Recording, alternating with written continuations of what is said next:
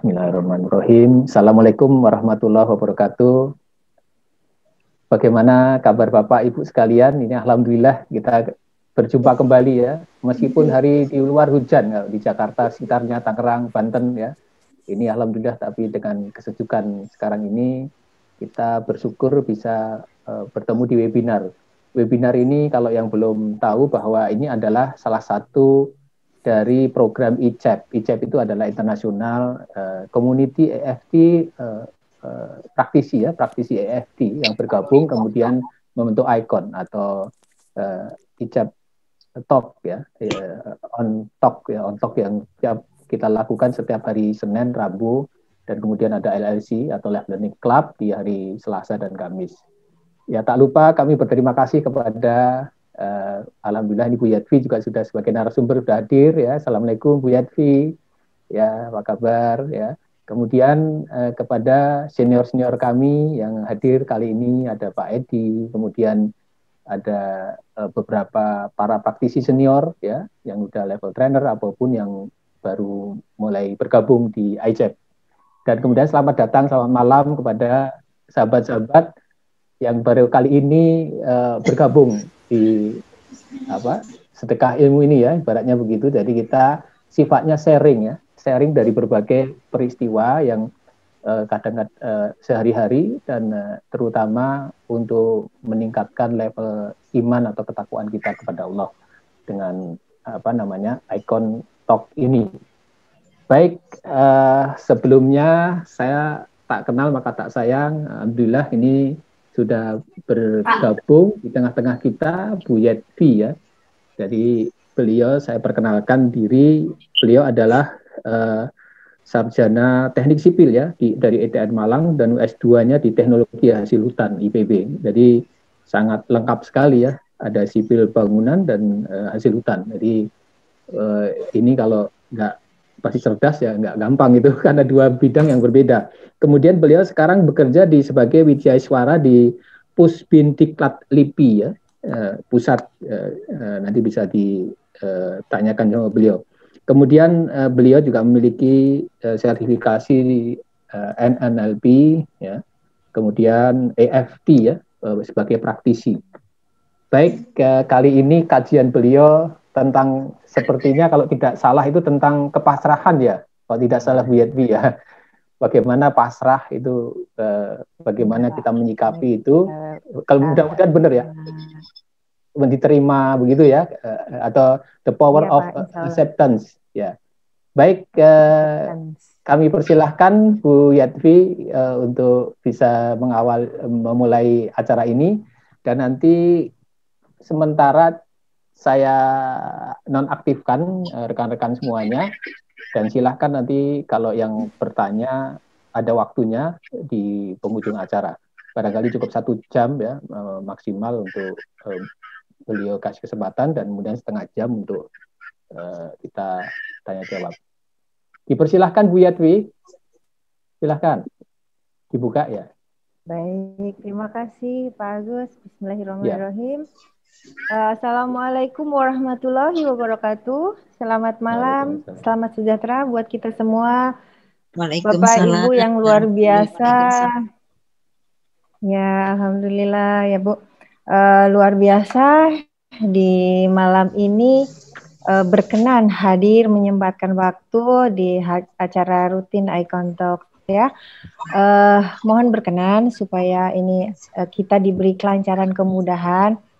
Kita sejenak berdoa sesuai kepercayaan kita masing-masing supaya diskusi kita ya, saya bilang diskusi kita malam ini diberikan kelancaran dan keberkahan. Saya persilahkan Bapak Ibu untuk berdoa mulai.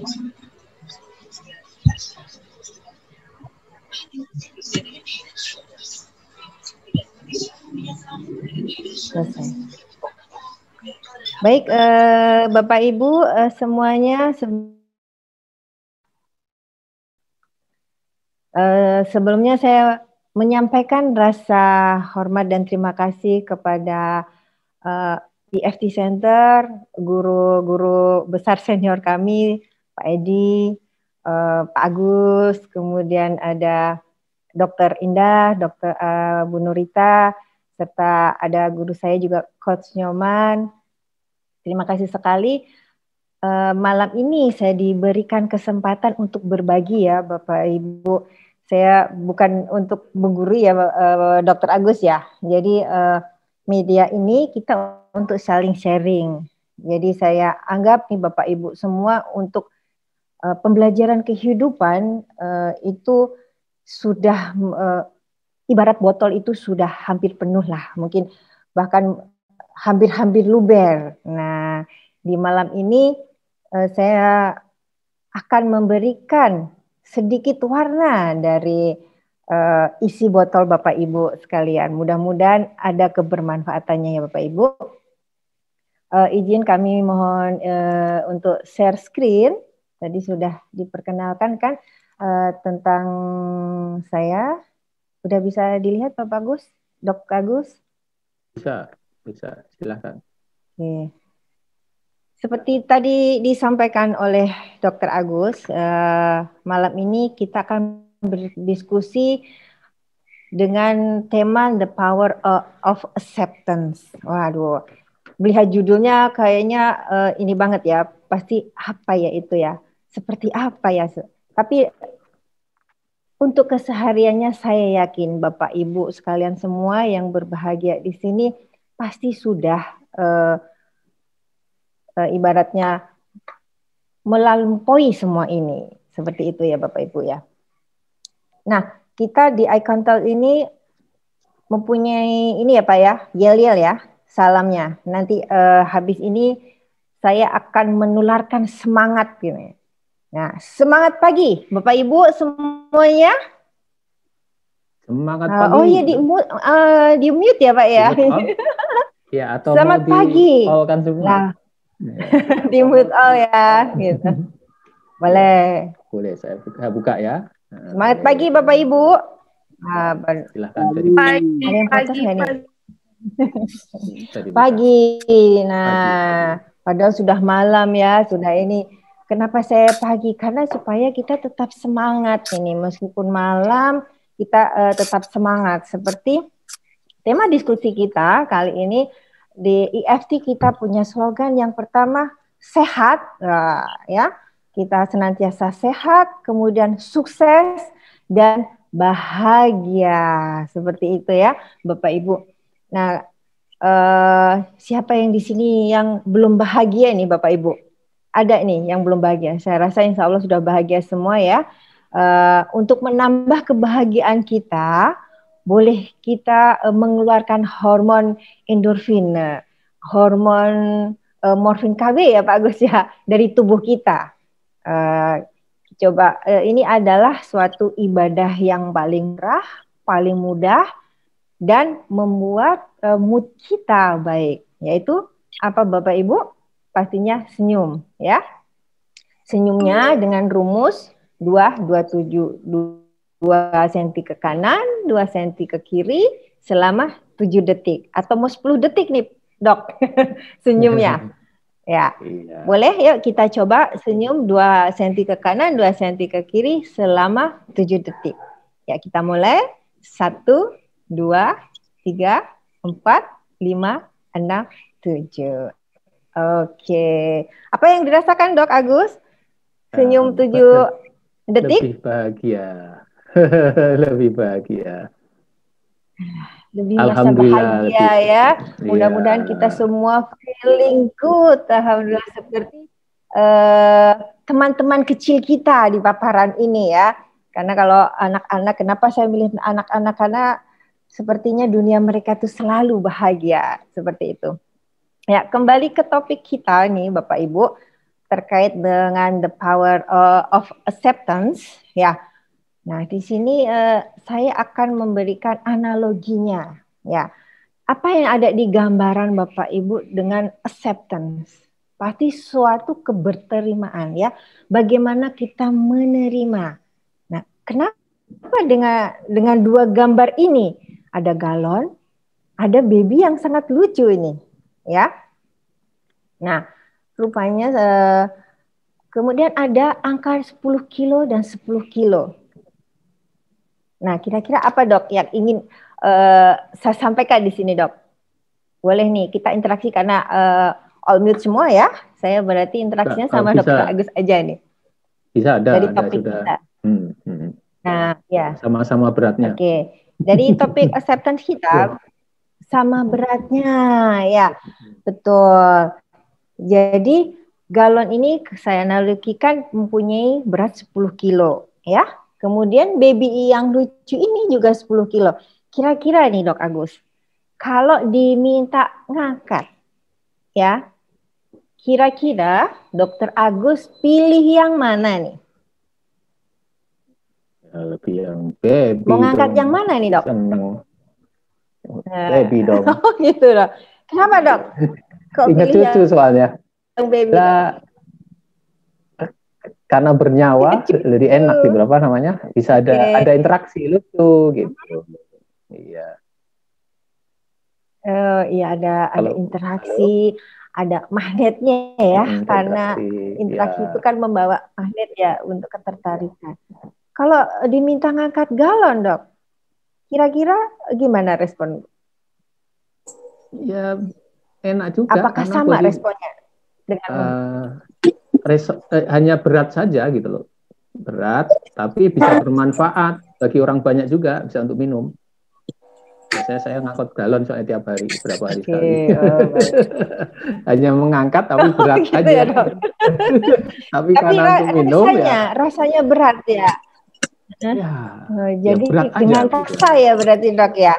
Iya, dengan bisa. Terpaksa ya dok berarti. Nah, padahal beratnya sama, tapi yang dirasakan Dokter Agus dengan menggendong bayi atau mengangkat bayi yang 10 kilo dan mengangkat galon ini rasanya beda ya, lebih berat ngangkat galon ya dok ya. Nah, seperti berat. Ini kira-kira ya dok ya.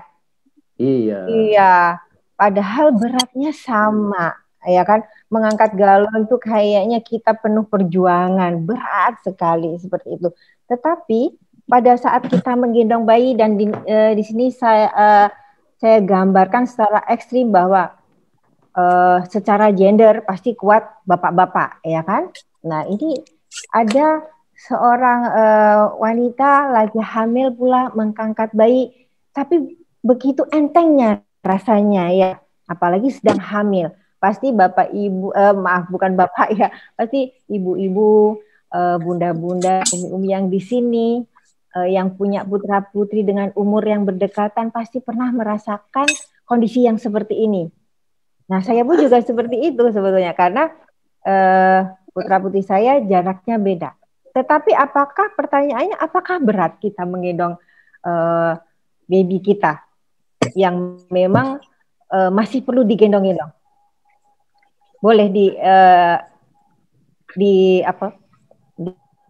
chat, mungkin umi-umi, bunda-bunda, ada rasa berat nggak? Udah hamil diminta gendong seperti ini?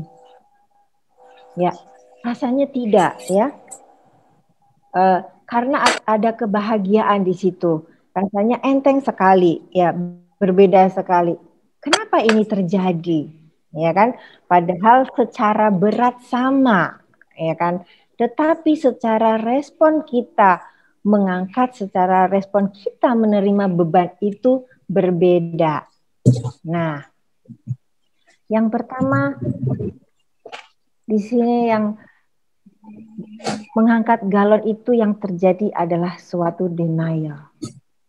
Sudah penolakan duluan, berat gitu kan. Tadi Pak Agus karena kewajiban saja gitu kan, untuk minum bersama tiap hari ya saya harus ngangkat galon gitu kan. Seandainya mungkin ada yang lain, bisa jadi yang lain. Kalau ada cucu pasti pilih yang cucu. Ya, denial ini yang menyebabkan yang pertama itu kenapa terasa berat itu terjadi suatu kepanikan. Kemudian ada rasa ketakutan, kesedihan, ketidakpuasan, tidak berdayaan. Sehingga ini yang menyebabkan galon yang 10 kilo tadi dirasa mungkin lebih berat daripada 10 kilo. Beda cerita apabila saat kita menggendong suatu bayi tadi. ada rasa keberterimaan ya Bapak Ibu semuanya. Dengan bahagia kita menggendong bayi tersebut. Sehingga itu menimbulkan merasa yang kita gendong, kita raih itu lebih ringan, kemudian lebih bebas kita dalam mengangkatnya, lebih mudah kita dalam menerima kondisi, kemudian lebih tenang, dan pastinya kita merasa bahagia. Nah, inilah pembeda yang kenapa galon itu terasa lebih berat. Nah, ini yang ada di pikiran kita. Terkait hal itu, kenapa itu terjadi? Nah, terkait dengan topik yang kita diskusikan malam ini, yaitu the power acceptance. Apa kira-kira faktor yang menyebabkan kita denial atau kita bisa acceptance, ya, Bapak Ibu semuanya. Nah, menurut maaf kami memberikan rujukannya sesuai kepercayaan kami yaitu Muslim, ya. Menurut Al-Imam Ibnu Dams, kita ternyata sulit ikhlas. Kenapa itu terjadi? Ya, karena manusia itu suka dengan pujian. Sehingga itu akan membawa penyakit keikhlasan kita. Nauzubillah min dzalik, insya Allah yang ada di room ini dihindarkan ya Bapak Ibu semuanya itu terhadap keriaan, sum'ah. Tapi inilah salah satu yang menyebabkan manusia itu menurut Al-Imam Ibnu Qudama itu sulit itu adalah manusia suka banget dengan dunia, ya. Itu sudah disampaikan di surat Al-Fajr nomor 20, dan kalian cinta sekali dengan harta dunia dan kecintaan yang luar biasa. Nah, ini juga hal kedua yang membuat kenapa kita sulit ikhlas, sehingga kita ada rasa denial tadi dengan apa yang terjadi di kehidupan kita. Nah, yang ketiga itu ternyata manusia itu tidak suka dicela atau dikritik, ya, sehingga insya Allah tidak ada yang di room ini ya, itu yang di luaran sana ya Bapak Ibu ya. Insya Allah yang di sini kita sudah niatkan untuk belajar yang ikhlas, mudah-mudahan diberikan jalan terbaik. Nah, itu berbuat baik itu orientasinya tidak hanya tidak untuk Allah. Karena apa? Takut dibully. Nah, minimal ada 3 hal ini, itulah yang menyebabkan kita tadi mempunyai rasa denial tadi, Bapak Ibu. Nah, seperti yang disebutkan di hadis Al-Bukhari Muslim, bahwasanya aku senantiasa berada pada prasangka baik hambaku, dan aku yang akan bersama dia ketika mengingatku, bersikir kepadaku, kalau dia mengingatkanku dalam hatinya, maka aku akan mengingatkan dalam dirinya. Nah, yang saya sampaikan di awal itu adalah bagaimana kita mempersepsikan diri bahwa apa yang terjadi pada diri kita, Bapak Ibu ya. Tadi Bapak Ibu sudah bisa melihat bahwa kedua benda tersebut itu mempunyai berat yang sama. Tetapi kita mempunyai respon yang berbeda dalam keberterimaannya. Nah, sehingga dari persepsi itulah yang menyebabkan kita bisa dengan mudah atau sebaliknya menerima sesuatu yang terjadi pada diri kita ini. Nah, ini saya ambil juga quotes dari Mas Gun ini. Orang yang terkaya adalah orang yang bisa menerima pembagian takdir dengan Allah dengan senang hati. Nah, di sini kenapa bisa kaya? Nah, dengan ridho atas ketentuannya, kita ikhlas dengan apa yang ditakdirkannya, itulah yang menyebabkan kita merasa berkelimpahan. kita merasa mampu, tadi seperti analoginya ibu yang mengangkat bayi tadi. Karena kita ikhlas, sehingga kita merasa berkelimpahan tenaga, berkelimpahan energi untuk menerima semuanya. Nah, bagaimana kita untuk bisa self-acceptance? Bagaimana kita bisa menerima dengan baik diri kita, bagaimana kita bisa mencintai diri kita. Yaitu kita bisa bersikap positif tentunya dengan diri kita, dengan membentuk penghargaan terhadap diri kita, menerima segala kelebihan, kekurangan, kemudian mengetahui kemampuan, kelemahan, dan kita tidak menyalahkan diri sendiri. Nah, itu yang akan membawa kita menjadi suatu keikhlasan. Manusia kan tidak ada yang sempurna. Pasti ada hal yang menurut kita rasanya baik, tapi ternyata menurut Allah sebaliknya. Ya kan? Menurut kita tidak nyaman, padahal itu yang terbaik mungkin menurutnya. Untuk itu kita harus bisa mencintai diri kita sendiri sehingga kita bisa ikhlas, bisa self acceptance seperti itu, Bapak Ibu. Nah, bagaimana kita supaya accept?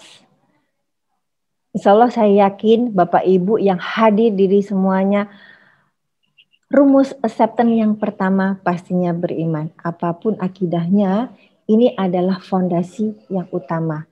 Kita beriman bahwasanya semua yang terjadi pada diri kita ini adalah atas izin yang kuasa. Itu poinnya yang pertama. Sehingga itu adalah faktor kunci utama kita bisa accept dari semuanya. Ya. Yang kedua, pastinya sebagai orang yang beriman kita banyak berdoa, kemudian kita berusaha menyembunyikan amal kebaikan. Untuk apa Bapak Ibu? Nah, tadi untuk menghindarkan kita dari hal yang tadi poin pertama tadi, yaitu keriaan seperti itu. Nauzubillah min dzalik. Kemudian yang berikutnya kita memandang kecil amalan yang sudah kita lakukan. Itu bisa menjadi dasar kita bisa accept. Jadi kita tidak bersombong diri dengan amalku kan sudah di mana-mana seperti itu. Nauzubillah min dzalik ya. Mengecilkan di sini bukan merendahkan apa yang sudah Bapak Ibu lakukan, tetapi mengecilkan dalam hati bahwa kita harus lagi dan lagi untuk selalu beramal, untuk membantu sesama, dan beramal sekecil pun pasti akan ada nilainya. Nah, yang berikutnya, takut amalan kita tidak terima. Nah, dengan ada takut di sini kita maknai bahwasanya Tuhan pencipta kita itu maha baik, ya. Tetapi dengan kita takut amalan tidak baik, pasti kita akan memperbaiki ibadah kita pastinya dari hari ke hari memperbaiki seperti itu. Nah, yang terakhir, kita tidak terpengaruh perkataan manusia. Tadi poinnya yang terakhir bahwasanya memang manusia itu suka dipuji, manusia itu melakukan sesuatu takut dibully. Nah, ini kita bisa hindarkan supaya apa yang kita lakukan tadi bisa ikhlas. Nah, ini adalah minimal ada 6 kunci ini. Bapak Ibu, bagaimana kita bisa berterima, kita bisa accept dengan apa yang kita terima. Nah, sehingga dengan beraccept tadi kita bisa merasa kaya yang bersahaja. Seperti apa itu kaya yang bersahaja Bapak Ibu? Kaya yang bersahaja itu adalah di mana kita kaya hati. Kita selalu qanaah, selalu merasa puas dengan rezeki yang Allah berikan. Kita selalu berbaik sangka dengan apapun rezeki yang diberikan oleh Tuhan. Baik itu rezeki yang pasti kalau yang enak pasti kita dengan tangan terbuka seperti tadi analoginya kembali kita menerima baby tadi ya, Bapak Ibu. Tetapi rezeki yang mungkin menurut kita tidak enak, kita juga harus bisa menerimanya dengan hati yang lapang. Seperti itu, sehingga kita bisa kaya hati ini Bapak Ibu ya. Nah, sehingga kita sebagai insan ini merasa sukses. Nah, ternyata ada paling tidak minimal ada 3 kunci kesuksesan dari manusia, yaitu spiritual, kesehatan, keuangan, sosial, keluarga, dan karir. Nah, ini dimensi minimal. Mungkin Bapak Ibu bisa lebih dan bisa mengembangkan. Nah, ukuran kesuksesan itu seperti apa? Nah, bagaimana mengukurnya? Ya kan? Nah, rupanya kesuksesan itu hanya kitalah yang bisa mengukurnya. Kita tidak bisa mengukur kesuksesan dengan baju orang lain. Nah, untuk diskusi kita malam hari ini, saya akan berfokus kepada kesuksesan kesehatan. Karena ini menurut saya adalah suatu tema yang paling menjadi concern untuk saat ini dan menurut saya sangat terukur. Sehingga diskusi ini kita akan fokus dengan kesuksesan di kesehatannya Bapak Ibu ya. Baik, saya lanjutkan Bapak Ibu. Nah, untuk acceptance sendiri. Nah, apa itu kira-kira acceptance? Boleh nih, mungkin bisa chatting apa itu acceptance Bapak Ibu? Ini tapi saya tidak bisa melihat room chat ini ya, Dokter Agus ya. Saya bantu nanti. Oke. Ya. Silahkan di chat apa itu acceptance. Silahkan audien. Kira-kira ada satu kata, ada apa? Ya. Ikhlas, ada Bu Titis. Ya. Apa kira-kira? Ada Bu Titis nih ikhlas, Bu. Ya, penerimaan diri. Ya, ikhlas. Hari ini Ulfa, macam banyak kan ikhlas ini ya. Hikmah, penerimaan diri. Nah, Subangkit ikhlas menerima apa yang diberikan Allah. Bu Marheni menerima apa adanya dan disyukuri. Bu Swatun menerima takdir. Luar biasa. Terima kasih ibu-ibu yang sudah komen. Iya, semuanya betul nih, luar biasa. Tadi saya nggak salah ya Pak Agus ya, bahwa ibu-ibu yang hadir, Bapak Ibu yang hadir di sini itu sudah menggayuh di dalam kehidupan ini udah luar biasa ya. Jadi menurut Harlock ini di tahun 1973 beliaunya menyampaikan definisi dari acceptance itu suatu tingkat kemampuan dan keinginan individu untuk hidup dengan segala karakteristik dirinya. Jadi menerima apa adanya, menerima kelebihan, menerima kekurangan dari dirinya, ya. Tadi menerima apa yang terjadi di takdir kita seperti itu. Nah, ini sejalan dengan apa yang selaras dengan disampaikan oleh Gary Craig pada saat menyampaikan kata-kata setup di EFT.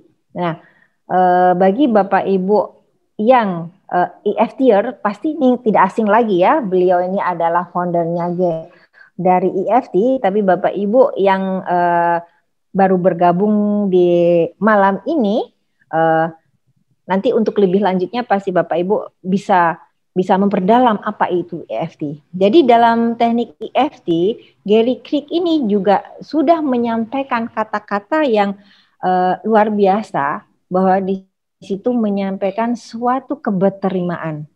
Dalam kata-kata setupnya, di sini kalau kita muslim, misalkan kita mau sholat yang pertama dan utama adalah apa Bapak Ibu?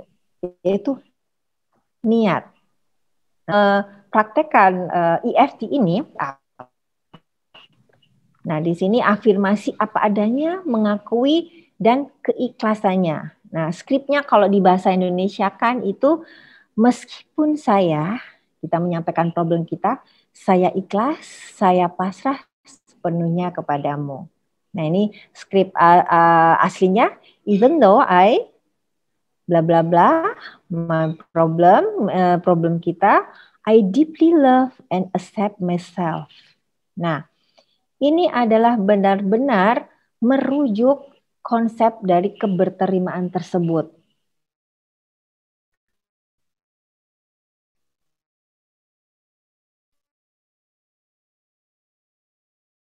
Ya. Jadi Gary Craig pun dalam dengan kata-kata di setupnya ini lakukan dengan penekanan Enso. Nah, itu adalah merupakan konsep apa itu sebetulnya dari acceptance tadi, ya Bapak Ibu ya. Nah, bagaimana sebetulnya acceptance itu proses yang pertama ini itu adalah pastinya apabila kita menerima sesuatu atau takdir sesuatu yang kita rasakan itu tidak enak, pasti yang pertama reaksinya kita denial. Kita menolak.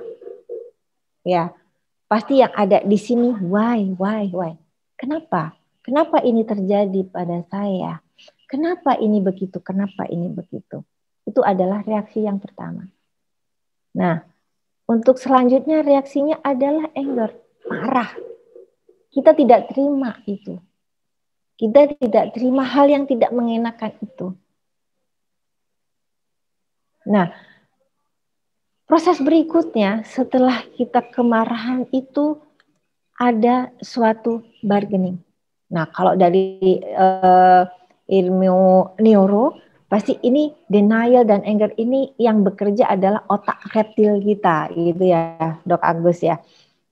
Nah, dengan otak reptil kita sebagai manusia diberi otak yang sangat sempurna, pemikiran yang sangat sempurna. Pastinya kita tidak mau terjebak dalam suatu kemarahan yang terus-menerus. Akhirnya dalam diri kita terjadi bargaining. Ya, dengan proses kita bisa negatif, melihat sisi positif. Kenapa ini terjadi?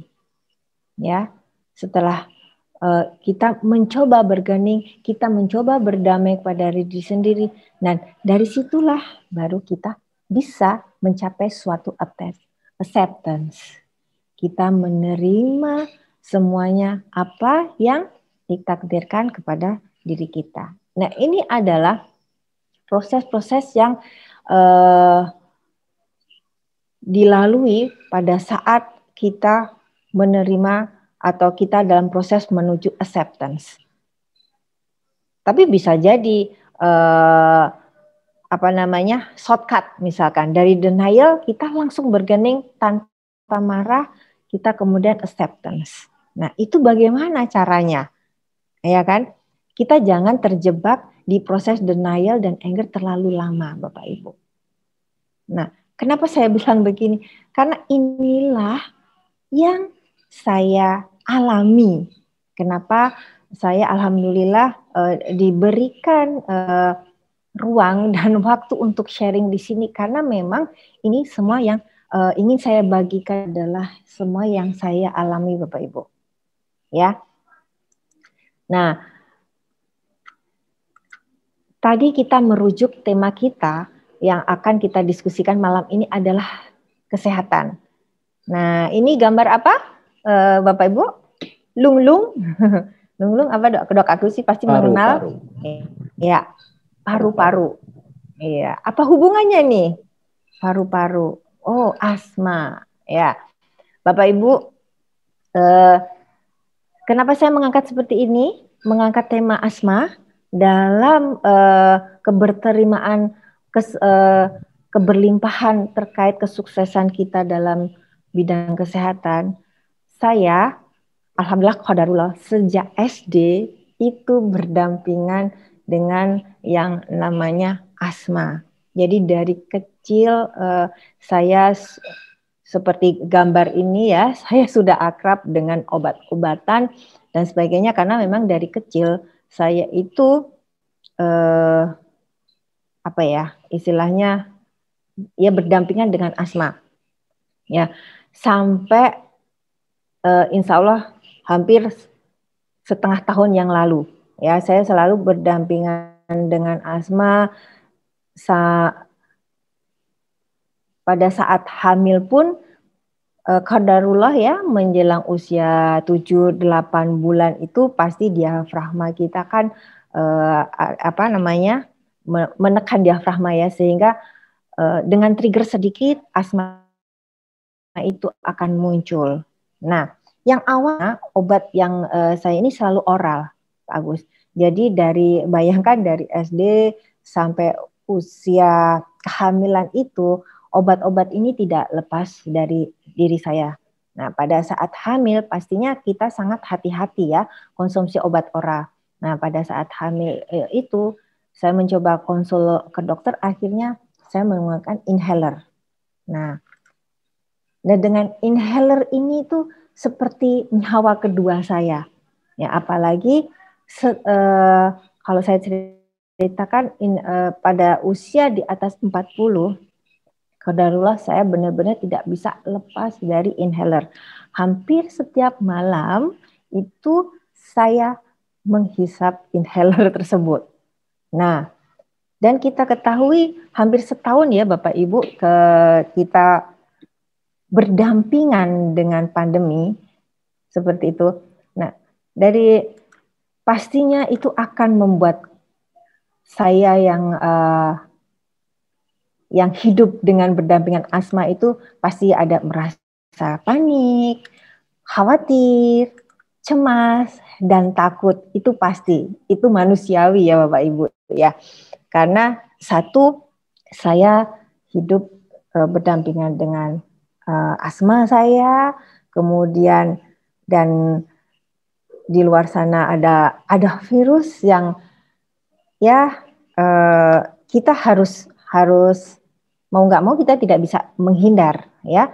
Tapi kita harus bisa menjaga diri kita, itu yang utama. Bagaimana menjaga diri kita tetap sehat, itu yaitu pastinya kita harus menjaga imun. Nah, bagaimana dengan diri saya ini yang notabene berdampingan dengan asma yang dimana setiap malam saya harus menghisap, itu luar biasa Bapak Ibu. Saya harus menguatkan diri saya bahwa saya harus sehat, saya harus jaga imun, seperti itu. Karena Bapak Ibu ketahui bahwa virus tersebut menyerangnya juga di saluran pernafasan. Nah, salah satu untuk menjaga imun kita pastinya kita tahu adalah kita menjaga suatu feel kebahagiaan.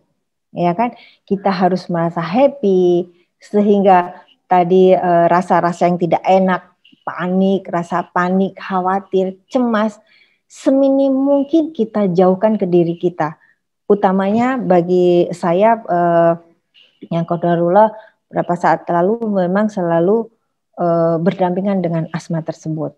Ya, nah karena saya ingin sehat, saya harus menjaga rasa supaya bagaimana saya bisa selalu happy. Karena itu kan imun natural kita gitu kan. Nah qadarullah Allah mempertemukan saya dengan suatu tools yaitu EFT. Nah, EFT ini adalah suatu tools di mana kita bisa merilis emosi kita, baik yang disebabkan oleh sistem energi yang tidak seimbang karena adanya emosi negatif yang ada di tubuh kita. Nah, ini adalah paduan titik-titik tapping meridian dengan diiringi adalah doa. Yang utama yang tadi di awal yang kita sudah sampaikan tadi, EFT ini dari pencetusnya adalah Gary Craig. Dan qadarullah di sini saya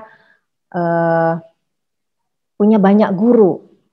Ya qadarullah di saat pandemi ini, waktu saya harus menjaga kualitas diri saya, imun diri saya, ya, saya diberikan jalan untuk belajar yang awalnya dari webinar, saya ketemu dengan Coach Suman, kemudian akhirnya saya belajar EFT dengan Pak Edi, akhirnya banyak sekali guru-guru saya di sini, ada Dok Agus juga, kemudian Dokter Indah dan Dokter Nurita di sini. Terima kasih banyak ya atas ilmunya. Dalam tools ini kita dibawa menjadi sehat paripurna. Seperti apa sehat paripurna? Nah, rupanya selama ini, selama yang saya jalani selama ini Bapak Ibu ya, dalam supaya sehat, saya awareness-nya hanya di body. Saya menjaga pola makan, kemudian saya menjaga jangan sampai obat ini telat seperti itu kan. Nah, rupanya sehat itu tidak hanya kita menjaga body kita, pola makan kita, tetapi yang lebih utama dan penting yang pertama adalah berpikir, yaitu pola pikir kita. Nah, tadi kecemasan, kepanikan, seperti itu rupanya bisa memperparah apa yang kita rasakan, sakit yang kita rasakan. Ada suatu body chart di situ. Nah, rupanya simptom-simptom itu semua sakit-sakit itu terjadi dari pikiran kita, ya, dari pola pikir kita. Dan satu lagi yang tidak kalah pentingnya apabila kita ingin sehat paripurna itu adalah soul, ya, pola kita, keberterimaan kita terhadap apa yang sudah kita lampaui tadi. Sehingga dalam tool EFT ini kita akan insya Allah akan menjadi sehat paripurna apabila kita bisa menyelaraskan body, mind, and soul kita ya untuk sehat. Nah, qadarullah Bapak Ibu, sejak mengenal EFT dan saya praktekkan di sini yang ingin saya sharekan itu yang notabene setiap malam saya itu hampir setiap malam itu menghisap inhaler. Nah, dengan saya mempraktekkan EFT ini, alhamdulillah semuanya atas izin Allah, saya sudah tidak menghisap inhaler lagi. Alhamdulillah itu yang hal itu yang memotivasi saya bahwasanya saya berkenan untuk sharing di sini, Bapak Ibu. Ya, pada saat pandemi sebelum inhaler yang satu habis, saya pasti sudah pesan online itu Bapak Ibu ya. Karena apa? Itu tadi saya bilang itu adalah penyambung nyawa saya seperti itu. Jadi di mindset saya ini inhaler tidak boleh kosong sama sekali. Jadi masih sisa 10 hisapan, berarti 10 hari ke depan saya sudah order lagi. Nah, qadarullah alhamdulillah setelah saya praktikkan EFT ini, di inhaler yang terakhir itu kurang lebih masih 5 hisapan sampai sekarang alhamdulillah saya sudah tidak menghisap inhaler lagi. Alhamdulillah itu semuanya karena izin Allah Bapak Ibu ya. EFT adalah toolsnya, tapi semuanya karena izin Allah, bahwasanya saya diperkenankan untuk sehat ya. Dan saya juga sharing lagi selain karena memang asma ini adalah menurut saya hiperalergen. Jadi ada suatu alergen yang memicu sehingga asma itu akan tumbuh. Dan satu lagi yaitu migrain. Mungkin Bapak Ibu dokter yang ada di sini nanti mohon koreksinya ya, karena saya menganggapnya dan saya pernah membaca literatur bahwa migrain pun juga hypoallergen ya. Jadi kayak fotofobia, sehingga waktu kena panas itu bisa menjadi trigger migrain itu terjadi. Qadarullah dan alhamdulillah migrain juga jauh-jauh dari diri saya. Itu luar biasa sekali yang saya rasakan Bapak Ibu. Ya, sehingga dengan kita bisa menyelaraskan mind, body, and soul kita, insya Allah kita bisa menuju sehat paripurna itu. Ya, saya lanjutkan ya Bapak Ibu ya. Nah, teknik ini yang tadi saya sampaikan, mungkin para IFTR sudah tidak asing lagi ya, tidak dengan tapping untuk shortcutnya itu ada 7 titik. Nah, ini Bapak Ibu yang poin yang ingin saya sampaikan dan ini yang mendasar tadi adalah tentang setup. Setup itu adalah suatu niatan. Jadi kita tapping tadi dengan shortcut yang short tappingnya itu 7 titik, itu dengan kita melakukan pengulangan 3 kali. Nah, yang pertama, pengulangan pertama kita sampaikan masalah yang kita alami. Nah, yang kedua kita sampaikan solusinya, dan yang ketiga adalah doanya. Nah, sebelum melakukan itu kita set up ya Bapak Ibu ya. Nah, ini kurang lebih kata-kata yang saya terapkan pada saat saya ingin sehat. Dalam ini kan kita diskusinya terkait kesehatan seperti. Nah, untuk setup ini dalam EFT ini ada 2 titik setup. Yang pertama itu titik source portnya itu ada di ini ya, di dada sebelah kiri. Mudahnya mungkin jari tengah kita ada di pangkal leher kita. Nah, di titik kelingking inilah, ini titik source spot yang pertama. Nah, ada juga titik source spot yang lain, ada karate chop. Nah, dalam implementasinya nanti Bapak Ibu menyesuaikan nyaman di mana. Kalau saya pribadi, terus terang saya nyamannya ada di dada sebelah sini. Nah, dalam setup ini benar-benar kita niatkan. Nah, disinilah keberterimaan kita, kepasrahan kita sampaikan. Ya Bapak Ibu ya. Di sini mohon izin saya contohkan untuk setupnya. Saya sampaikan seperti ini.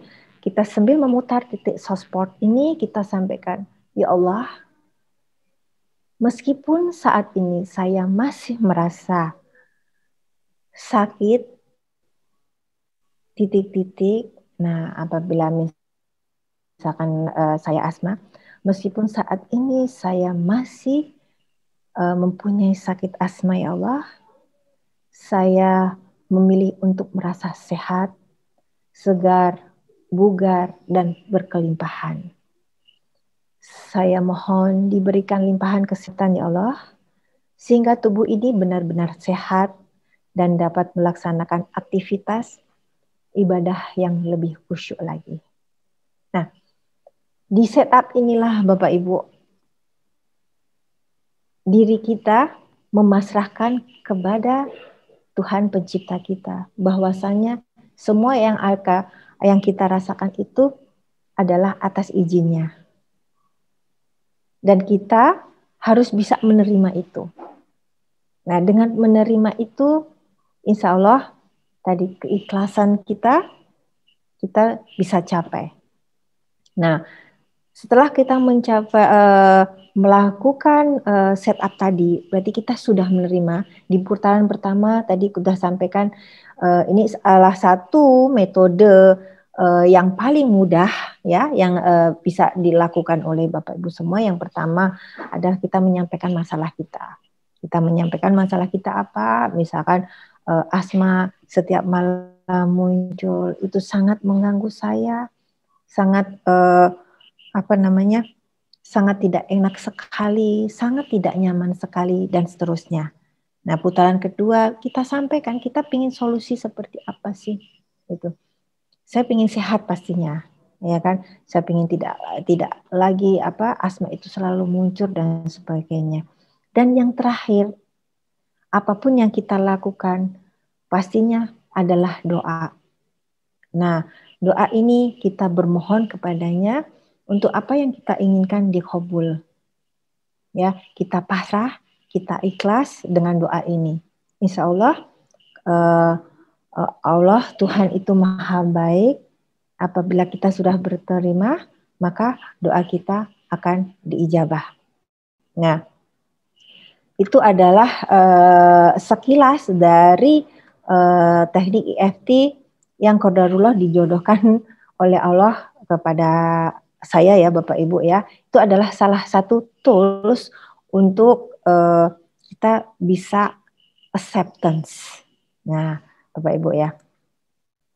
Nah, bagaimana kita bisa acceptance supaya kita bisa dancing with life, kita bisa berdansa dalam kehidupan kita. Ya, dianalogikan di sini bahwasanya dengan ikhlas, ridho dan ikhlas itu adalah oksigen bagi kita.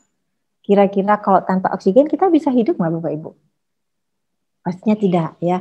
Nah, rupanya dengan ikhlas, dengan pasrah itu adalah kita harus tanamkan ke diri kita, itu adalah oksigen kita.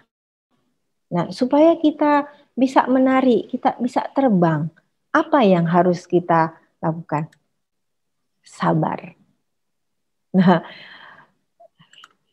supaya kita yang ada di ruang resah ini, ya kan, yang selalu mungkin saya ya Bapak Ibu ya, kalau Bapak Ibu yang di room ini insya Allah lah sudah pada sabar nih ya.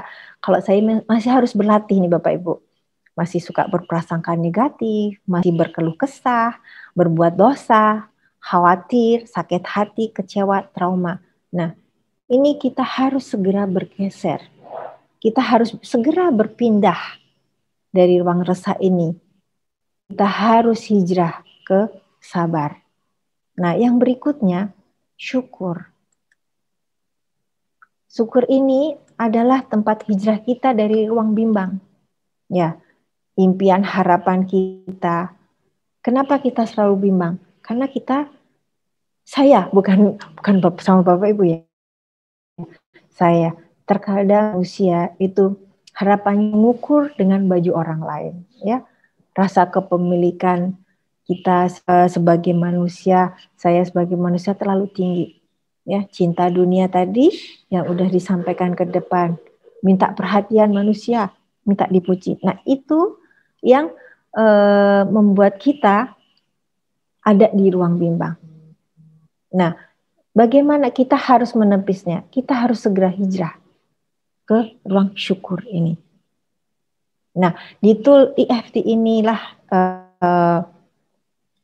saya belajar ini, Bapak Ibu ya. Mungkin Bapak Ibu, apakah harus dengan nah, mohon maaf ini ya, ini karena live ya ada backsound ya Bapak Ibu ya, ada backsoundnya yang lewat iklan. Nah itu, ini adalah kuncinya, sabar, syukur, ikhlas dan pasrah. Di sini kita bisa dancing with life di sini Bapak Ibu. Sehingga sebagai muslim yang menguatkan kita supaya kita bisa kuat dalam keberterimaannya, yaitu jadilah sabar, sholat sebagai penolongmu, dan sesungguhnya dengan demikian itu sungguh berat kecuali bagi orang-orang yang khusyuk. Nah, ini adalah self reminder saya Bapak Ibu atau kita semua yang sudah tertera di Al-Baqarah di 45. Nah, ini adalah suatu kunci, suatu bagaimana kita bisa accept semuanya. Nah, sehingga saya bisa menyampaikan sharing kepada Bapak Ibu yang saya rasakan bahwasanya apabila kita merasa berkelimpahan itu kita yang memutuskan. Kita merasa kaya atau kita merasa berkekurangan. Apabila rasa ridho akan takdir atau lain kata kita bisa accept apa yang kita pupuk dalam hati ini, maka rasa berkelimpahan itu akan selalu hadir dalam hati kita.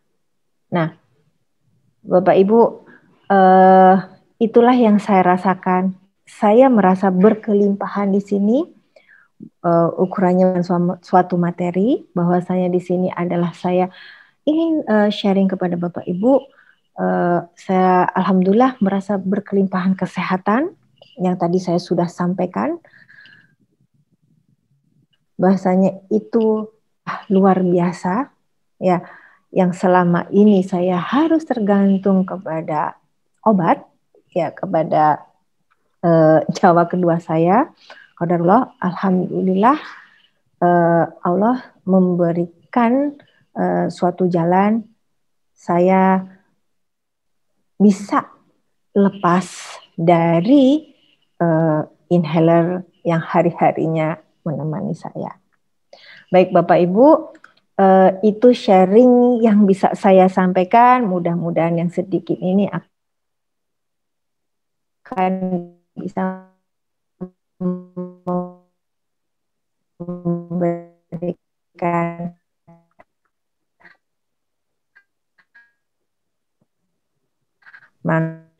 manfaat. Mohon maaf, mohon dibukakan maaf sebesar-besarnya. Wassalamualaikum warahmatullahi wabarakatuh. Demikian Dokter diskusi, saya serahkan kembali kepada. Waalaikumsalam warahmatullahi wabarakatuh. Alhamdulillah, masya Allah, luar biasa ini pencerahannya ini tentang self acceptance, dan kita berbaginya luar biasa ini. Kami persilahkan dari audiens yang ingin bertanya. Kita banyak sekali beliau juga sudah ngalamin ya penderitaan yang cukup panjang di asma, namun beliau dengan teknik yang sederhana EFT menerima segala sesuatu yang tidak nyaman tadi terus menjadi dirubah menjadi rasa syukur tadi itu, jadi menjadi nyaman sekarang alhamdulillah. Mungkin barangkali ada rekan-rekan yang ingin berbagi, silahkan. Ini ada, ini ada di chat ya Bu. Ini Bu, ini lengkap ini, Bu Juni. Silahkan Bu Juni kalau ingin sharing ya, silahkan dibuka. Iya, Rumah Sehati. Lihat chat saja. Oh ya. Iya, Bu Juni. Pak Juni, Pak. Pak Juni. Pak Juni. Mohon maaf. Pak Juni, Pak Juni silahkan Pak Juni, bisa dibuka. Ya. Ininya banyak juga ya. Muridnya Burika ini. Mohon maaf ya Pak. Jadi saya muridnya Burika. Jadi sebentar nih, saya ada gini, Bu Yetvi kan dulu teknik sipil Malang Bu ya. Iya betul. Iya, jadi kita kan orang diajari di SMA itu kan ada F sama dengan M kali A, itu seperti saya tulis di chat nih ya. Apa itu ya, percepatan atau pergerakan atau gaya sama. Nah kita A percepatan tadi ada yang dikalikan M, tapi M-nya itu yang kita belum move on, merasa sakit. Saya juga penderita asma sejak kecil Bu. Saya pakai rumus ABC itu udah hafal. Selain di EFT ya, jadi amino, bronko, kostiko sampai. Nah, tapi yang kita bahas di sini adalah M, masa orang kadang nggak mau move on karena apa ya, ada masalah, ada masa lalu, ada problem, malas bergerak, malas untuk menerima kondisi. Nah, seperti itu. Mungkin bisa sharing ya. Gitu. Mohon maaf ini mungkin kalau suaranya putus-putus gitu. Mungkin begitu Bu Yetvi dan juga Coach Agus, terima kasih dan salam buat yang lainnya semuanya. Ya, silakan Bu Yetvi, bisa dibuka. Oke, baik Bapak. Waduh, luar biasa ini dengan perumusan ya. Ya, F fisika, gaya, pengetahuan ya. gaya kali tekanan. Jadi fisika. Nah, jadi yang saya tegaskan lagi, Bapak yang ini gak bisa move on ya Pak ya, Pak Juni. Mohon kalau salah ini. Betul. Salah persepsi. Gimana caranya move on gitu ya Pak ya? Iya. Begitu Pak Juni? Iya. Oke. Waduh, tidak bisa move on. Oke. Bapak, Bapak pernah masak itu nggak Pak? Nasi ya Pak? Atau Ibu pernah masak nasi kelembekan? Kebanyakan air. Ya. Iya. Nah, analogikan, misalkan kita nih Pak, masak nasi kebanyakan air, kira-kira enak nggak Pak dimakan? Pasti nggak enak ya? Kalau pas asmanya kambuh pasti enak nih. Oh, pas asmanya kambuh. Saya juga penderita ini asma saya ya. Beranalogi Pak. Oh gitu. Oh iya Pak, betul. Kalau asma, apapun tidak enak Pak. Apapun tidak enak. Ya betul Bapak. Nah, saya analogikan di sini. Kenapa nggak bisa move on? Saya analogikan seandainya kita ini para ibu-ibu masak kelembekan. Apakah yang dilakukan ibu-ibu ini membuang nasi tersebut? Pasti kita sayang sekali ya, nasi itu tidak akan kita buang. Nah, buat apa? Nah, ada yang lebih enak bermanfaat, ya kan? Tidak zolim terhadap nasi itu. Apa Pak yang kita lakukan Pak? Kita buat bubur yang enak. Betul nggak Pak? Ya kan? Nah, kalau sudah nasi jadi bubur ibaratnya kan gitu. Masa iya sih kita buang? Ya kan? Pastinya tidak. Kita akan jadikan itu adalah bubur yang enak. Nah, demikian halnya dengan apa yang kita rasakan, Pak. Seperti itu. Gitu. Kita sama-sama nih Pak Juni ya, kita sama-sama yang saya rasakan sama-sama punya asma dari kecil gitu kan. Kita marah, kita sedih, kita ini. Kira-kira asma itu akan menyingkir dari kita atau semakin menemani kita, Pak? Menemani. Pastinya menemani, Pak. Nah, bagaimana? Secara rumus, saya terus terang meskipun saya orang eksak, saya sampai detik ini pun juga tidak bisa merumuskan bahwasanya secara matematis PFT ini bisa membantu saya lepas dari inhaler. Secara matematis saya tidak bisa. Tetapi yang saya rasakan itulah semuanya atas izin Allah, Pak. Semua atas izin Allah, bahwasanya ya saya menerima saya punya asma. Di kondisi COVID seperti ini, pastinya rasa khawatir tadi ada. Tetapi kita punya pilihan, Pak. Kita punya pilihan yaitu kita tetap mau sehat, kita mau survive, ya kan?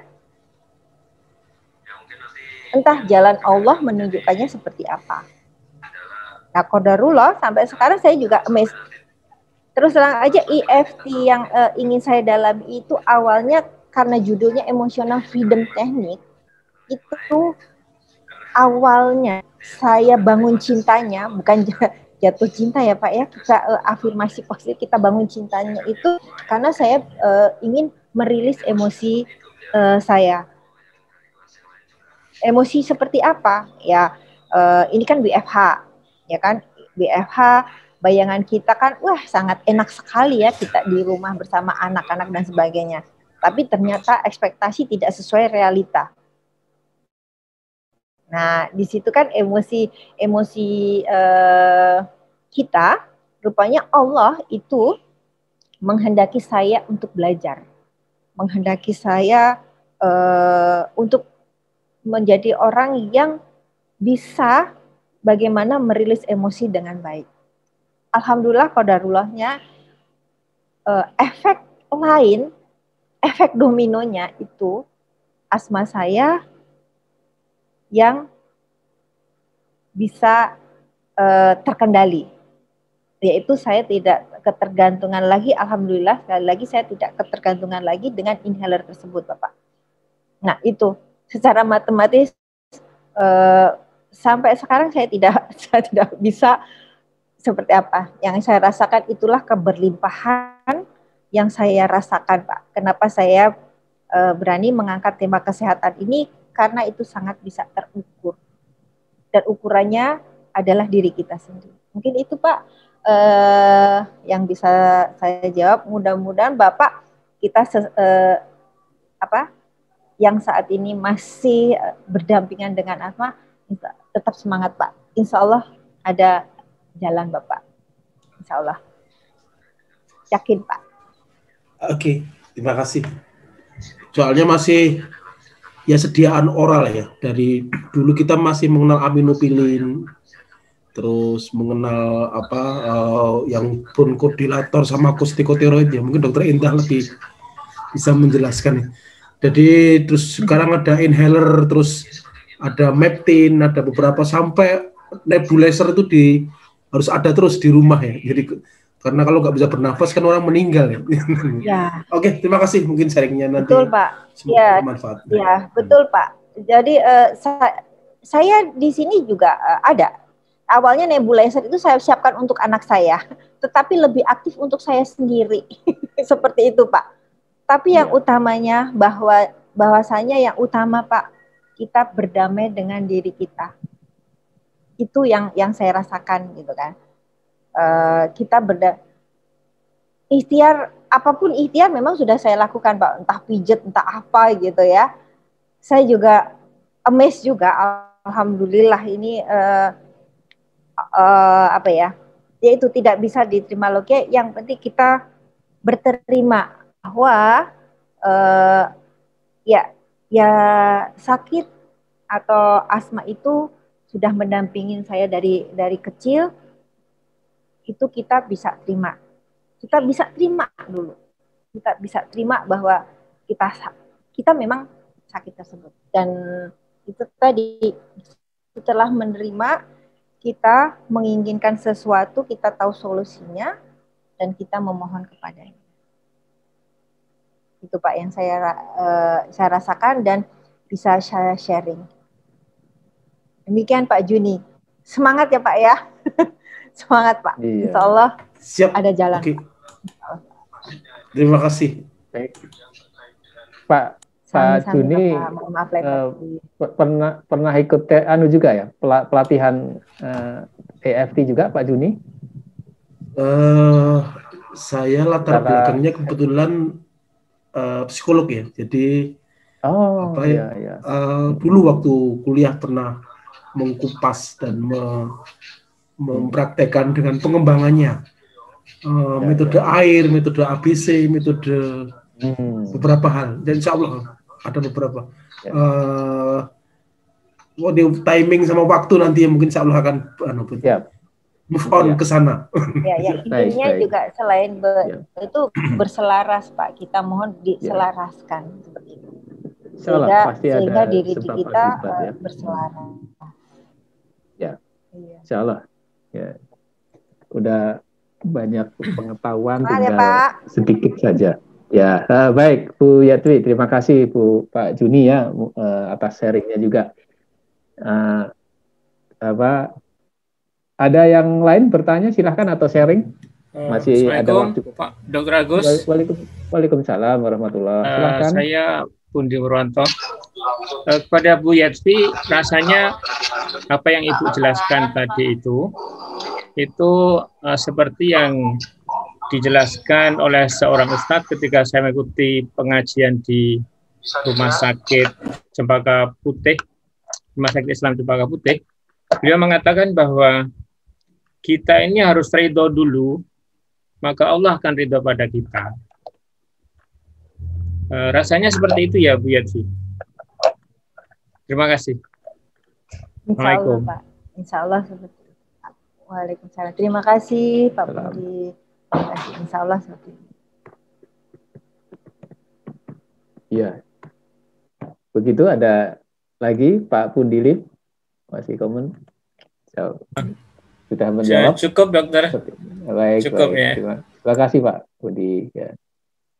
Silahkan yang lain, masih ada banyak kesempatan ini, 15 menit lagi kita untuk sharing ataupun penambahan, karena ini menarik sekali kajiannya.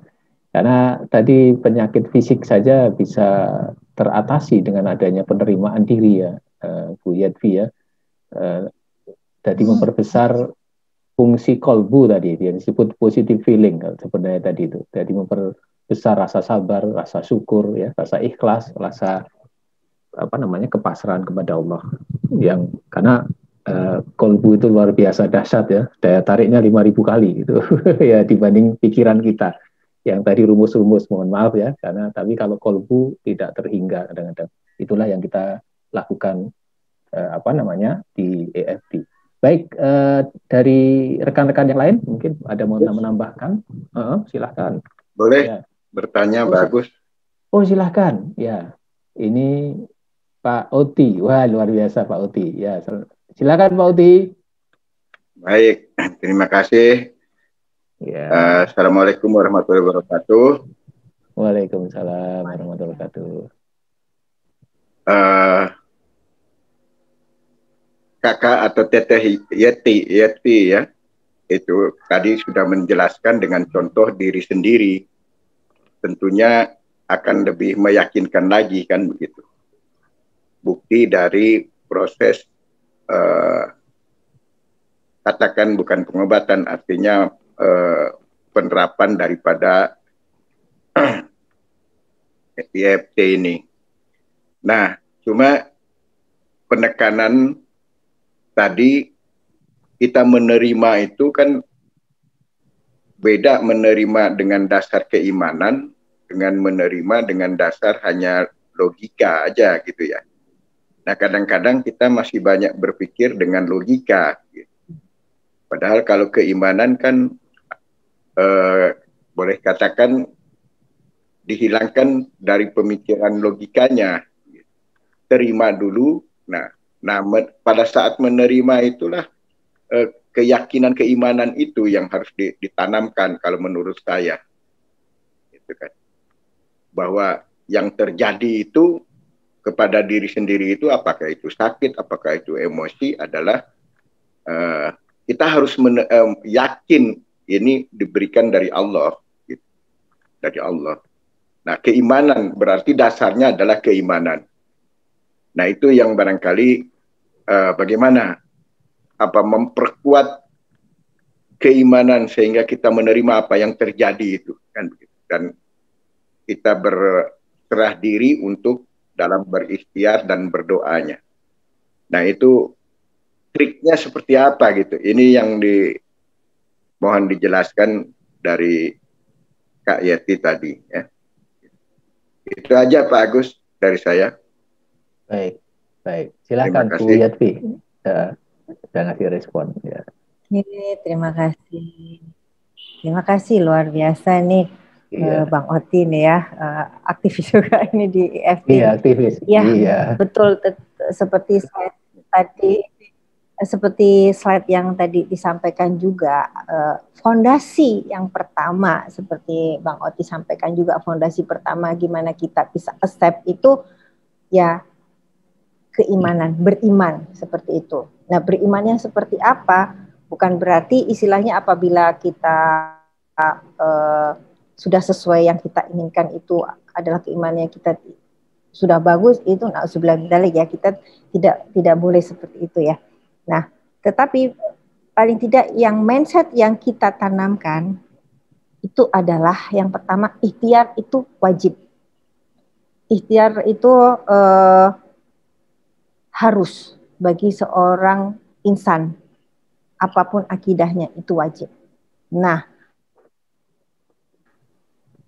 tools yang kita jalanin itu adalah suatu proses yang kita lalui itu ikhtiar itu, proses itu Nah, hasil itu adalah hanya Tuhan yang mengizinkan. Tanpa izinnya, makanya secara logika awalnya tadi saya sampaikan bahwasanya ikhtiar saya ini awalnya tidak untuk mencari kesembuhan dari asma, Bang Oti. Awalnya itu tadi yang saya sampaikan. Wah, kok ini WFH kayak gini ya, gitu. Anak-anak kok asik sendiri di kamar. Harusnya kita lebih guyup dong, gitu kan. Tapi ternyata ekspektasi tidak sesuai realita, ya kan. Apalagi kita maunya ibu-ibu kan anak-anak bangun pagi dan sebagainya. Nah, disitulah emosi saya kan teraduk-aduk nih sebagai seorang ibu kan. Tetapi self-talk diri saya bicara, nggak bisa ini saya begini terus nih. Saya tidak bisa. Ya pastinya apabila ada pertentangan di situ, kita lari kemana? Kita pasti lari ke Allah, lari yang punya kehidupan ini. Nah, qadarullah itu tadi saya dipertemukan dengan EFT yang awalnya tujuan saya itu adalah bagaimana sih supaya saya bisa merilis emosi dengan baik, supaya saya bisa handling anak-anak dengan baik. Efek dominonya ini luar biasa. Saya juga takjub gitu. Hah? Kok ternyata justru karena di EFT ini kan kita bisa merilis berbagai aspek kehidupan. Bisa jadi misalkan dari emosi kita sendiri, misalkan kita mau merilis terkait tadi kesehatan atau pekerjaan atau lain-lainnya, ya kan? Nah, pada saat kita menerapkan EFT ini, salah satunya pastinya satu tools ini bisa untuk berbagai macam problema. Nah, salah satunya selain tadi saya bisa lebih bersabar, pastinya saya ingin sehat dong, seperti itu. Nah, alhamdulillah qadarullahnya itu tadi Pak. Saya tidak bisa terus terang. Kok bisa ya? Tidak bisa. Ternyata itu tadi dengan mind, body, and soul dan kita yakin, kita pasrahkan semuanya, Allah memberikan kesehatan itu semuanya. Memberikan saya bisa lepas dari inhaler. Memang itu sulit di ini untuk logikanya, tapi itulah yang saya rasakan. Ya alhamdulillah sekali seperti itu Pak. Tapi bukan berarti yang saya ini kan tempo hari sharing ini saya sudah sampaikan di komunitas Kosoman. Qadarullahnya mungkin kondisi saya kurang fit. Ada suatu malam, ini saya cerita ke Bapak Ibu semua. Suatu malam Pak Juni juga nih, saya tiba-tiba tidak bisa bernafas, ya kan?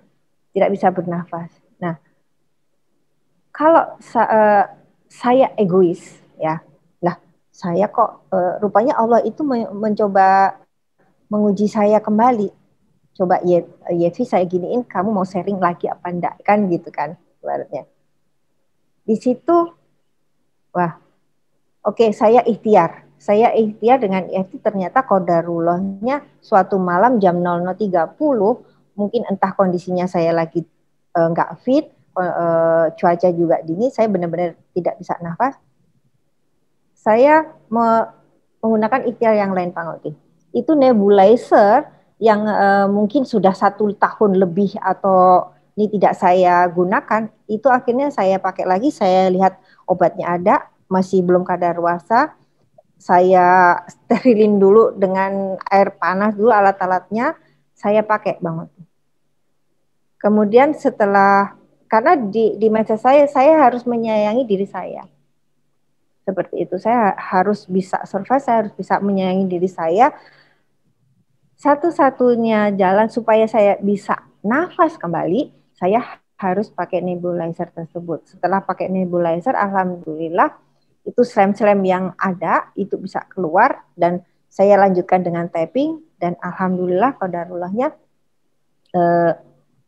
saya bisa mungkin itu jalan Allah, saya bisa ibadah di tengah malam seperti biasa lagi, seperti tidak sakit seperti itu. Nah, itu kalau secara logika juga saya tidak bisa menjelaskan ya Bang Oti ya. Yang jelas seperti itu intinya. Oke, saya menerima bahwa malam ini saya sesak, di mana sudah saya tapping mungkin karena kondisinya itu tengah malam ya, jadinya mungkin tidak benar. Akhirnya saya harus ikhtiar yang lain dan alhamdulillah tidak kambuh lagi juga seperti itu. Itu Bang Oti yang bisa experience yang bisa saya sharekan. Seperti itu. Ya. Jadi Bapak Ibu di sini poinnya pertama, dengan konsep acceptance ini kita harus mencintai diri kita sendiri karena dokter yang terbaik itu adalah diri kita sendiri. Jadi kita tahu bagaimana kita menyayangi diri kita. Itu yang ingin saya sampaikan. Mudah-mudahan menjawab Bang Oti. Mohon maaf lahir batin. Ya. Boleh saya tanya lagi dikit aja. Silahkan. Kan waktu acceptance menerima itu, Pak Agus, saya karena Ibu Yapti ini yang merasakan sendiri gitu. Beda kan ada kalau kita menerangkan ke yang lain. Menerangkan menjelaskan yang dirasakan. Pada saat menerima itu kan tidak hanya yakin saja, sakitnya itu lagi atau sesak napasnya itu kan lagi menyerang kan, artinya lagi menyerang. Apakah menerima rasa sakitnya, sesak napasnya itu dengan saya terima ini, artinya rasa sakit itu dirasakan betul gitu, diterima dengan ikhlasnya. Apakah sampai ke sana itu sampai yakin untuk kita yang disebut dengan yakin menerima ini pemberian atau cobaan dari Allah itu, gitu. Gimana itu Kak Yati? Ya. Dirasakan gitu? Insya Allah seperti itu. Kita wajib menerima semua kejadian itu atas izinnya.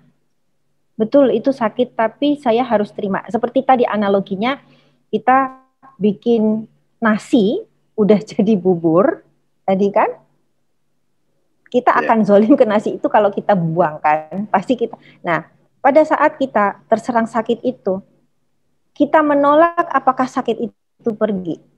Kan enggak. Ya kan? Apakah kita marah-marah sakit itu pergi? Enggak juga. Nah, jadinya satu yang bisa kita lakukan, kita harus terima. Kita harus terima dulu gitu kan. Kita harus terima dulu bahwa oke, saya diberi sesak nafas, ya gitu. Nah, saya harus ikhtiar, saya harus doa. Emang harus menerima, resepnya harus menerima dulu.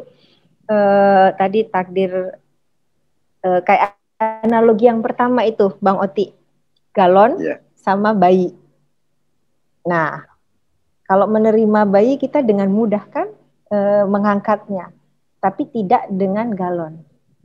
Nah, selama kita menerima apa yang kita rasakan yang tidak enak tadi, denial kayak ngangkat the galon, ya berarti kita belum bisa accept. Seperti itu. Itu mungkin. Ya, baik, terima kasih. Mudah-mudahan bisa menjawab Bang Oti. Amin. Sama-sama, Mas Alek. Baik, Pak Oti, terima kasih. Bu Yati, alhamdulillah jawabannya luar biasa. Ini sepertinya di penghujung acara ini, atau ini nggak ada lagi, sebentar saya cek dulu chatnya, nyatakan terima kasih ya. Baik, karena sudah oh ini ada nih, ada yang raise hand. Sekali lagi ya Bu Yati, mohon maaf saya perpanjang waktunya sebentar ya. Bu Utami Irga nih. Silahkan Bu Utami, bisa dibuka ya. Silahkan. Baik, terima kasih Pak Dokter. Mohon maaf ini di penghujung acara. Pertanyaan ini mengenai asma. Jadi ada pengalaman ketika SD asma, kemudian disarankan oleh dokter itu untuk berenang, sembuh. Tapi kemudian setelah itu beralih ke penyakit kulit. Nah, itu apakah memang secara medis seperti itu? Kalau asma sembuh, menurut dokternya sih seperti itu ya. Jadi kalau asma sembuh, penggantinya itu penyakit kulit. Apakah betul?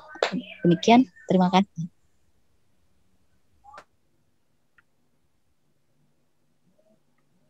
Ya, silahkan Bu Yatri. Ya, terima ada kasih. problem itu. Bu Tami. Ya, sebetulnya bukan ranah saya, itu kesehatan banget ya. Tetapi yang saya tahu, saya pahami bahwa asma itu hyperallergen. Jadi memang dia akan muncul apabila kita terpapar alergen. Itu yang saya pahami ya, Bu Tami ya. Seperti itu. Nah, untuk kulit ya mungkin kalau boleh saya berpendapat itu bisa jadi ada alergi yang memang ke kulit. Nah, yang saya rasakan sih dengan kulit saya tidak bermasalah ya. Maksudnya apa gatal-gatal itu tidak. Jadi saya juga kurang paham. Nanti juga bukan kompetensi saya ini terkait dengan alergi ya. Karena memang setelah asma berhenti ini. Ya alhamdulillah, bahkan malah tadi saya bilang migrain saya juga ikut-ikutan kabur, alhamdulillah gitu kan. Saya juga loh, alhamdulillah sekali gitu kan. Migrain juga, jadi itulah keberlimpahan yang saya rasakan selama pandemi. Selama WFH ini, di mana kekhawatiran, kepanikan itu ada, dan qadarullah alhamdulillah yang saya rasakan semakin sehat, yaitu karena kita harus berterima itu, Bu. Nah, kalau insight-nya dengan penyakit kulit kayaknya, mohon maaf nih, saya tidak kompeten menjawab itu. Iya, Bu Tami. Ya, baik. Ya, baik. Terima kasih, Bu Yatri. Iya, ya, mohon maaf, Ibu Tami. Barangkali yang belum dijawab ini Bu Yatri. Bu Yatri kan sudah punya pengalaman asma. Barangkali teman-teman nanti sharing ya kan. Ada yang belum belajar EFT, ada yang pernah begitu. Apa yang dilakukan Ibu dalam keseharian untuk teknik tapping tersebut? Berapa kali Ibu bisa sampai tahap ada semacam keberlimpahan tadi itu ya kesehatan? Bagaimana Bu? Ya, terima kasih Pak Agus. Jadi memang ini adalah tools ya Bapak Ibu ya. Tools ini bisa powerful atau tidak kembali lagi bagaimana kita menerapkan ke diri kita. Bisa jadi kayak tadi saya sampaikan kok tiba-tiba saya tidak bisa nafas, itu mungkin ini juga ya, apa namanya, warning juga. Memang belakangan ini agak kendor memang. Jadi paling tidak minimal itu habis sholat ya, habis sholat kita lakukan tapping, baik itu secara fully atau tidak. Tapi untuk asma itu kan titik yang 7 titik pertama, misalkan setupnya kita ini pertama di sini saya lebih nyaman ya Pak Bu, di dada sebelah kiri ini.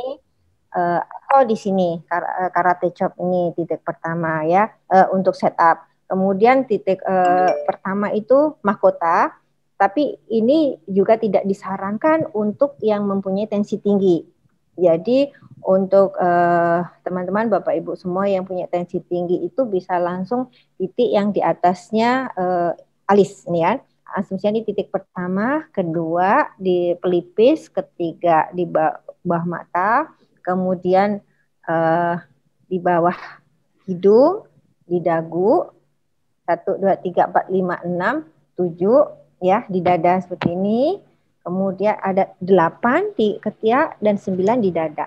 Nah, untuk asma saya lebih lebih sering untuk tappingnya itu di bagian ini dada ini punten Pak, namanya saya kok jadi lupa. Ini dada tulang selangka sini, ya, bawah tulang selangka. ketiak dan tulang selangka. Ya, tulang selangka sini, bawah ketiak dan dada ini. Kalau ibu-ibu, mohon maaf punten, ini di bawah payudara. Kalau pas bapak pas di payudaranya. Nah, itu untuk kita yang mempunyai permasalahan di saluran pernafasan seperti itu, Bapak Ibu. Nah, selain itu, selain kita tapping, ada treatment yang saya lakukan itu setiap hari di mana kita benar-benar merasa berkelimpahan, ya. Setiap habis subuh itu yang saya lakukan, saya membuka semua pintu, utamanya pintu kebetulan ini ya, alhamdulillah rumah saya 2 lantai, saya buka yang atas, yang balkon atas itu, kita nikmati keberlimpahan Allah di mana kita bisa leluasa bernafas, Bapak Ibu. Jadi Bapak Ibu yang mempunyai asma seperti saya, coba lakukan. Kalau yang tidak pernah punya asma, mungkin bisa jadi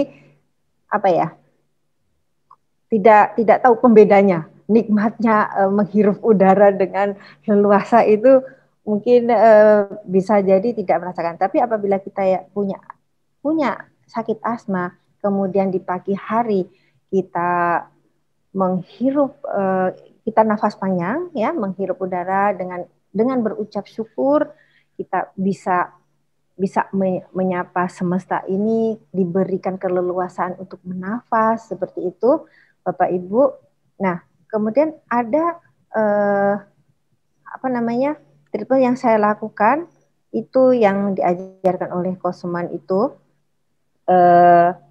saya menengadah ke atas, ya, dengan menarik muka saya dengan tersenyum, menengadah ke atas dengan tangan saya di atas, mohon maaf ya, tangan saya seperti ini. Berapa menit, sekuatnya Bapak Ibu. Di situ luar biasa Bapak Ibu. Nikmatnya kita bisa bernafas dengan luasa di situ. Kita bisa sambil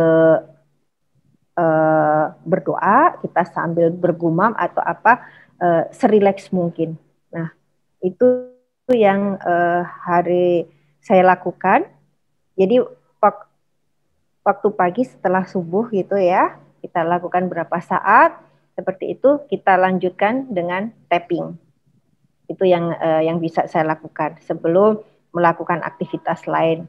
Nah, tappingnya monggo, mau Bapak Ibu mau merilis emosi kah atau merilis apapun, sakit atau kekecewaan apapun, itu bebas saja. Jadi itu yang saya lakukan.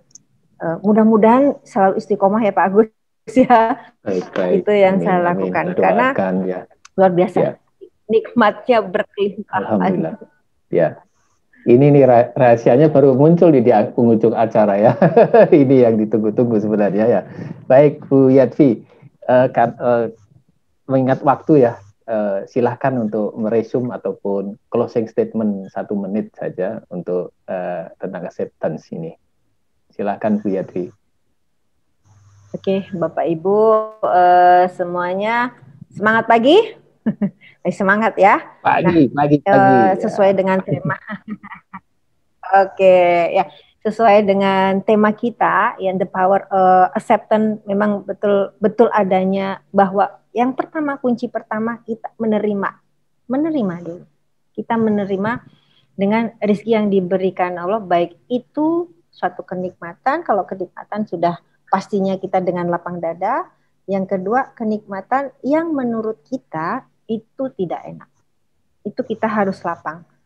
Nah, seperti tadi saya sampaikan, qadarullah saya dijodohkan dengan IF itu karena ada rasa yang tidak enak yang saya rasakan. Itu ternyata Tuhan meminta saya untuk belajar, ya kan? Meminta saya untuk belajar. Ternyata efek dominannya, efek pantulnya itu luar biasa. Yang selama ini istilahnya saya berusaha ikhtiar untuk menyembuhkan asma saya dengan tools ini luar biasa, yang hanya dengan diri kita sendiri mengolah rasa kita, mengolah feeling kita menjadi feeling positif semuanya. Alhamdulillahnya yang kita rasakan tidak enak itu alhamdulillah sama Allah diberikan kenikmatan, yaitu tadi alhamdulillah qadarullah saya diberikan keberlimpahan, yaitu bisa lepas dengan inhaler. Mudah-mudahan saya doakan Bapak Ibu di sini semuanya, siapapun apapun yang kita terima, baik itu nikmat atau sebaliknya, poinnya satu, kita harus bisa berterima dan berselaras seperti itu. Demikian Bapak Ibu yang bisa sampaikan. Mohon maaf sekali apabila hal yang kurang berkenan, baik tingkah laku atau ucapan saya yang kurang berkenan, mohon maaf, dibukakan maaf sebesar-besarnya. Demikian Pak Agus yang bisa saya sampaikan. Assalamualaikum warahmatullahi wabarakatuh. Waalaikumsalam warahmatullahi wabarakatuh. Terima kasih, Masya Allah, luar biasa Bu Yadwi, jazakillah khair, dan mudah-mudahan Bu Yadwi tetap dapat berkelimpahan tadi kesehatan dan keberkahan untuk keluarga semua, dan nanti suatu saat bisa berbagi ilmu lagi ya di ruang kami. Baik, terima kasih Bu Yadwi, dan di penghujung akhir acara ini saya akan ada beberapa pengumuman untuk besok yang menginginkan untuk ikut LLC atau Life Learning Club. Silahkan bisa daftar di ada di link ya, bisa dilihat di chat box ya. Silahkan dipilih, ada yang LLC top 2 atau 3 kalau penuh ya. Dan besok insya Allah akan diisi topik tentang 5 Discipline of Execution, yaitu 4 DX yang akan disajikan oleh Bapak Dr. Edi Iskandar MSc sebagai pembina LLC dan Master Trainer EFT. Jadi jangan lupa besok Selasa 2 Februari jam 19.45 sampai 21.15 di ruang Zoom yang sama, tapi dengan link yang berbeda. Namun yang tadi ada beberapa yang menginginkan kajian tadi tentang EFT itu apa bisa sama dengan logika modern. Tadi ada pertanyaan begitu. Insya Allah nanti di malam minggu kita ada kajian juga GISA ya, Gerakan Internasional Sehat Alami. Jadi kita lakukan untuk masyarakat umum, silahkan gratis, nanti ikuti saja. Kita ada kajian-kajian tentang EFT langsung praktikal, dan kemudian pada ahli-ahlinya juga akan mengungkapkan bahwa logika modern dengan logika keimanan tadi itu insya Allah sudah nyambung sebenarnya. Ikuti saja. Apalagi untuk pelatihannya dahsyat sekali, karena kami pun sudah bertahun-tahun seperti ini masih lapar ya, atau haus ya, haus ilmu, rupanya masih sedikit sekali yang kita bisa sampaikan. Baik, demikian dari saya, mohon maaf lahir batin kalau banyak kata-kata yang kurang pantas, dan mudah-mudahan ini bisa bermanfaat bagi diri saya dan bagi semua audien di sini. Kita mengucap bagi yang muslim untuk membaca hamdalah bersama-sama. Alhamdulillahirrahmanirrahim.